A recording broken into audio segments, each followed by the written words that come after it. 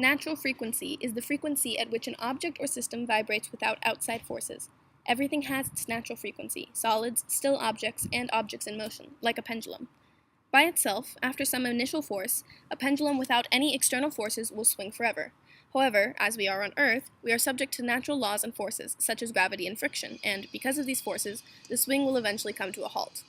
But there are ways to increase the amplitude or height of the swing's swinging, as with any object. What this means is something that any little kid who's ever used a swing can tell you. By kicking your legs, you can make the swing keep swinging, but let's break down exactly how that works. So when you're swinging, if you kick your legs forwards when you're at the back of the swing, you get pushed forward. And if you kick your legs backwards at the top of the swing, you get pushed backwards. Why does this work? Well, it's pretty simple at the end of the day. Let's speed it up and take a look at how it works. This back and forth kicking, applied at the natural frequency of the swing so that it resonates, is known as a forcing function. This causes the amplitude of the swing to increase during each back and forth cycle. It can be provided by the person in the swing by shifting your center of mass very slightly by changing the position of your legs and torso. It's not actually kicking that's making the swing work better. It's the change in your center of gravity in time with the resonance of the swing.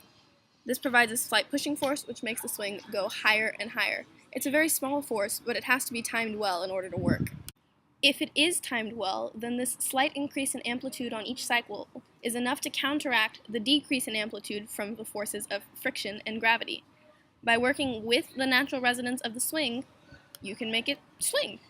But what if you were to work against the natural frequency of the swing? Say, for example, you were to kick upwards at the front of the height of the swing, and then you were to kick backwards at the back of the height of the swing. Instead of working with the natural amplitude, you're now working against it. Speeding it up, instead of increasing the height, by timing it wrong this way, you're actually decreasing the height. Instead of working against friction and gravity, you're working with it to slow the swing down more and more on each cycle, even more so than just setting the swing to swinging in the first place. By working against the frequencies in this way, the swing will eventually slow to a stop, as you can see in the sped up video.